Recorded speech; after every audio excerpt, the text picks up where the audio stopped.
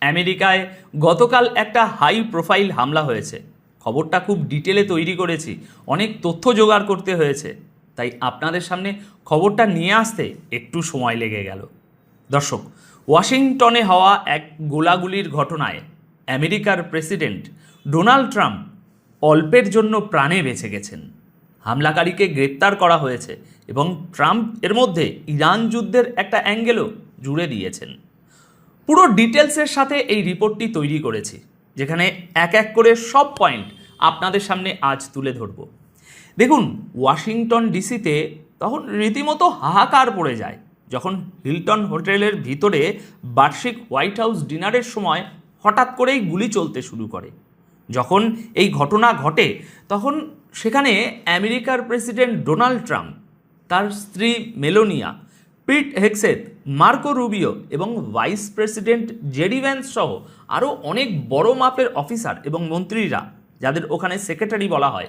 খবর অনুযায়ী হামলাকারী হোটেলের বলরুমের ঠিক বাইরে ফায়ারিং করে। সেই সময় ডোনাল্ড ট্রাম্প, তার মন্ত্রীরা এবং মিডিয়ার অন্যান্য অতিথিরা ভিতরেই ছিলেন। ট্রাম্প তখন স্টেজের উপর, জেডি ভ্যান্সও স্টেজে ছিলেন। প্রত্যক্ষদর্শীদের মতে প্রায় 7 রাউন্ড গুলির আওয়াজ শোনা যায়। গুলি চলতেই সিক্রেট সার্ভিসের এজেন্টরা পুরো ঘরটা ঘিরে ফেলে। পরিস্থিতি এমন হয়ে দাঁড়িয়েছিল যে সেখানে উপস্থিত ক্যাবিনেট অফিসার আর অতিথিরা নিজেদের প্রাণ বাঁচাতে টেবিলের নিচে লুকিয়ে পড়েন। ঘটনার প্রায় 1.5 ঘন্টা পর ডোনাল্ড ট্রাম্প মিডিয়ার সামনে আসেন এবং পুরো বিষয়টা জানান। তিনি বলেন, আজ আমেরিকার সংবিধানের উপরে হামলা হয়েছে। ট্রাম্প আরও বলেন যে সিক্রেট সার্ভিস খুব সাহসিকতা দেখিয়েছে এবং তার প্রাণ বাঁচিয়েছে। হামলাকারীর কাছে বেশ শক্তিশালী বন্দুক ছিল, তবে তাকে গ্রেপ্তার করা হয়েছে।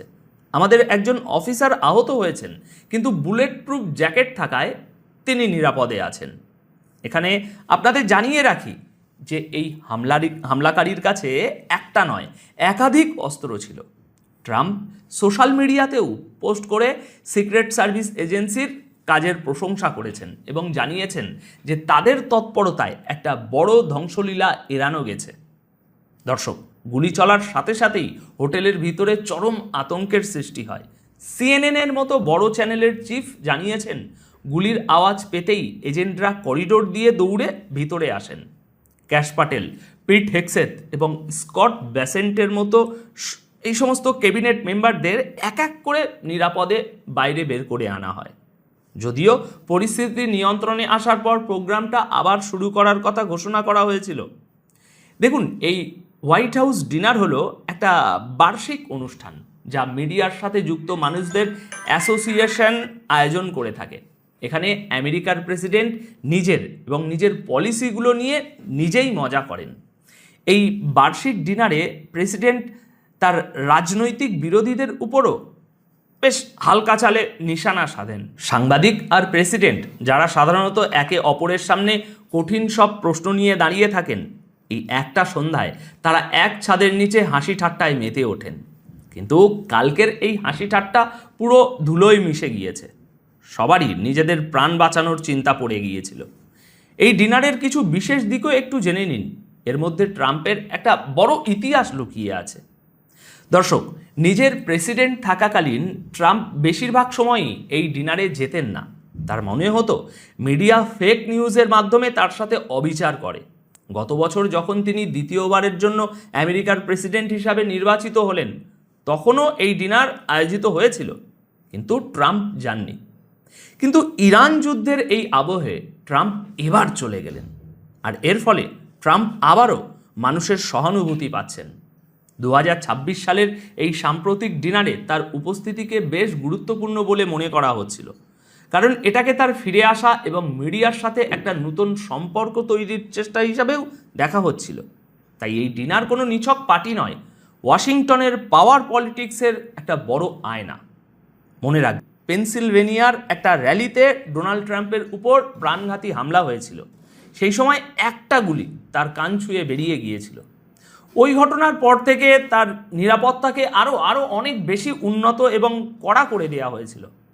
কিন্তু ধিক্কার জানাই এই অ্যাডভান্স আর কড়া নিরাপত্তাকে, যেখানে খোদ ট্রাম্পের ডিনারে কেউ এভাবে ঢুকতে পারে। আপাতত ওয়াশিংটন পুলিশ এবং সিক্রেট সার্ভিস এই নতুন হামলার গভীরে গিয়ে তদন্ত করছে। এবার দর্শক, একটা প্রশ্ন আমার মাথায় বারবার ঘুরপাক খাচ্ছে। আমেরিকার প্রেসিডেন্ট এবং তার সবচেয়ে বড় মন্ত্রীরা যে হোটেলে রয়েছেন তার কয়েকশো মিটার পরিধি জুড়ে তো নিরাপত্তার অনেকগুলো লেয়ার থাকে। এতগুলো বলয় পার করে 6-7টা লেয়ার ভেঙে কেউ অস্ত্র নিয়ে হোটেলের ভিতর পর্যন্ত কিভাবে পৌঁছে যেতে পারে, যতক্ষণ না কেউ তাকে শেষ পর্যন্ত সাহায্য করছে? এটা তো কিছুতেই সম্ভব নয়। এটা কিভাবে সম্ভব যে আমেরিকান সিক্রেট সার্ভিস একদম বাইরের বলয়ে মেটাল ডিটেক্টর লাগিয়ে প্রত্যেকটা মানুষের তল্লাশি করেনি? তাই প্রশ্ন উঠছে, ভিতরেই কি কোনো মানুষ আছে এই পুরো কাণ্ডের পিছনে জড়িয়ে? কারণ আমার তো এই পুরো ব্যাপারটা কোনো হলিউড সিনেমার স্ক্রিপ্টের মতো লাগছে। আপনাদের কি মনে হচ্ছে? কমেন্ট করে অবশ্যই জানাবেন। ততক্ষণে আমি আপনাদের ওই হামলাকারী এবং এই ঘটনার ইরান অ্যাঙ্গেল সম্পর্কে বিস্তারিত জানাচ্ছি। দর্শক, ডোনাল্ড ট্রাম্পের উপর হামলা চালানো অভিযুক্তকে আজ সোমবার আমেরিকার রাজধানীর আদালতে পেশ করা হবে। ফেডারেল প্রসিকিউটরের মতে অভিযুক্ত ব্যক্তি সিক্রেট সার্ভিসের এজেন্টদের সাথেও গোলাগুলি বিনিময় করেছিল, কিন্তু সে নিজে আহত হয়নি। এবার তাকে একজন আমেরিকান ডিস্ট্রিক্ট জজের সামনে পেশ করা হবে। অভিযুক্তের নাম বলা হচ্ছে কোল থমাস অ্যালেন, যে কিনা একজন খ্রিস্টান। কে এই কোল থমাস অ্যালেন সেটাও একটু জেনে নিন। দর্শক, 31 বছর বয়সী কোল থমাস অ্যালেন একজন খ্রিস্টান। তাকেই হোয়াইট হাউস ডিনারে হওয়া ফায়ারিংয়ের প্রধান অভিযুক্ত করা হয়েছে। কোল অ্যালেন ক্যালিফোর্নিয়া প্রদেশের লস অ্যাঞ্জেলেস শহরের, অর্থাৎ আমেরিকারই বাসিন্দা। সে একজন শিক্ষক হিসাবে কাজ করত বা এখনও করে। 2025 সালের মে মাসে সে ক্যালিফোর্নিয়া স্টেট ইউনিভার্সিটি থেকে কম্পিউটার সায়েন্সে মাস্টার ডিগ্রি হাসিল করে। তার আগে 2017 সালের দিকে সে মেকানিক্যাল ইঞ্জিনিয়ারিংয়ের পড়াশুনো করেছিল।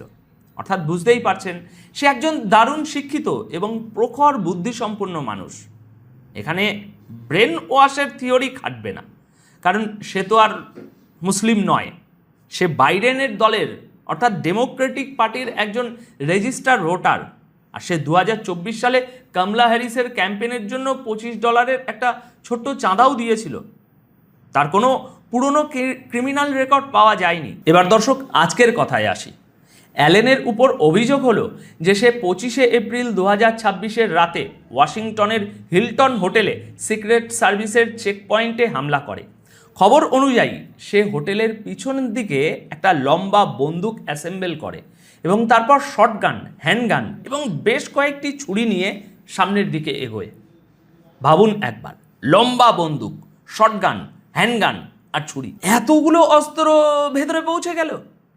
সে ফায়ারিং করে যাতে একজন সিক্রেট সার্ভিস অফিসারের গুলি লাগে, তবে বুলেট প্রুফ জ্যাকেটের কারণে তার প্রাণ বেঁচে যায়। প্রেসিডেন্ট ট্রাম্প, জেডি ভ্যান্স এবং ক্যাবিনেটের সমস্ত আধিকারিকদের অত্যন্ত সুরক্ষিতভাবে সেখান থেকে বের করে আনা হয়।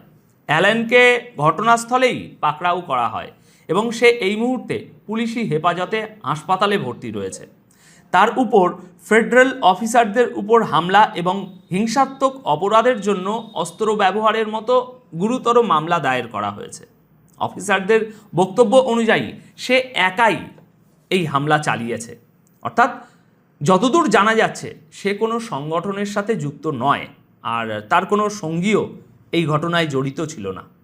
এবার দর্শক, একটু থামুন আর ভেবে দেখুন, হোটেলের ভেতরে বসে অস্ত্র অ্যাসেম্বল করা হয়েছে। আমেরিকার প্রেসিডেন্ট যখন ভারতে আসেন তখন পুরো এলাকায় লকডাউন লেগে যায়, দূর দূরান্ত পর্যন্ত কেউ থাকে না। যে হোটেলে তিনি থাকেন সেটা তো কোনো আর্মি বেসের মতো হয়ে যায়। আর এখানে খোদ আমেরিকায় হোটেলের ভিতরে বসে অস্ত্র জড়ো হচ্ছে। তারপর সিকিউরিটির লেয়ার ভেঙে সে হোটেলের ভিতরে ঢুকে পড়েছে। মানলাম যে সে ওই হলঘর পর্যন্ত পৌঁছাতে পারেনি যেখানে ট্রাম্প ছিলেন, কিন্তু হোটেলের ভিতরে বন্দুক, ছুরি নিয়ে দিব্যি ঘুরে বেড়াচ্ছে। আমাদের এখানে কোথাও কোনো সাধারণ ধর্মীয় অনুষ্ঠান হলেও সেখানে যে মাপের সিকিউরিটি আর মেটাল ডিটেক্টর লাগানো থাকে, কারো ভিতরে ঢোকার সাধ্যই থাকে না। যাই হোক, এবার শুনুন ইরান অ্যাঙ্গেলটা। আমেরিকায় ট্রাম্পের ডিনার প্রোগ্রামে হওয়া এই হামলায় ইরানের কি অ্যাঙ্গেল আছে সেটাও একটু বুঝে নিন। দেখুন, আগেই বলে রাখি, অকারণেই ট্রাম্প এটাকে ইরানের সাথে জোড়ার চেষ্টা করেছেন। ওয়াশিংটনে 25শে এপ্রিল রাতে হওয়া এই হামলার পর আমেরিকার প্রেসিডেন্ট ডোনাল্ড ট্রাম্প হোয়াইট হাউসে একটা প্রেস ব্রিফিং করেন এবং অত্যন্ত কড়া মনোভাব পোষণ করেন। তিনি স্পষ্ট করে দিয়েছেন যে এই ধরনের ঘটনা তার সংকল্পকে দুর্বল করতে পারবে না। এই বিষয়ে বড় দিকগুলো একটু জেনে নিন। সাংবাদিকদের সাথে কথা বলতে গিয়ে ডোনাল্ড ট্রাম্প বলেন যে ডিনারের সময় হওয়া এই ফায়ারিং তাকে ইরানের বিরুদ্ধে যুদ্ধে জেতা থেকে আটকাতে পারবে না। আমার প্রশ্ন হলো, তাহলে ভাই চুক্তির জন্য পাকিস্তানে আপনার লোকেদের আপনি কেন পাঠাচ্ছেন? যুদ্ধটাই জিতুন না। ট্রাম্প একদম স্পষ্ট ভাষায় বলেছেন যে এই হামলা আমাকে ইরানে জয় হাসিল করা থেকে কোনোভাবেই পিছিয়ে দিতে পারবে না। যখন তাকে জিজ্ঞাসা করা হয় যে এই ফায়ারিংয়ের সাথে কি ইরানের সাথে চলা যুদ্ধের কোনো সম্পর্ক আছে, তখন দুরকম কথা উঠে আসে, দুরকম জবাব পাওয়া যায়। তিনি কি বলেন শুনুন। ট্রাম্প বলেন, এই মুহূর্তে আমরা যতটুকু জানি সেই অনুযায়ী আমার মনে হয় না যে এর সাথে ইরান যুদ্ধের কোনো সম্পর্ক আছে। তবে এখনই নিশ্চিত করে কিছু বলা যাচ্ছে না, কারণ তদন্ত এখনও চলছে। দর্শক দেখলেন তো, দুরকম কথাই বলে দিলেন। ট্রাম্প ওই হামলাকারীকে লোন উলফ আখ্যা দিয়েছেন, অর্থাৎ এমন এক হামলাকারী যে কোনো বড় গ্রুপের সাথে যুক্ত না থেকে একাই এই ধরনের ঘটনা ঘটিয়েছে। আপাতত সিকিউরিটি এজেন্সিগুলো তার হামলার আসল উদ্দেশ্য খুঁজে বার করার চেষ্টা করছে। প্রিয় দর্শক, এই খবরটা আপনাদের সামনে আনতে একটু দেরি হলো, কারণ এত ডিটেল জোগাড় করে সুন্দরভাবে গুছিয়ে বানাতে বেশ কিছুটা সময় লেগে যায়। আপনাদের সকলকে অনেক অনেক ধন্যবাদ ভিডিওটি শেষ পর্যন্ত দেখার জন্য। সবাই সাবধানে থাকবেন, সুস্থ থাকবেন, ভালো থাকবেন।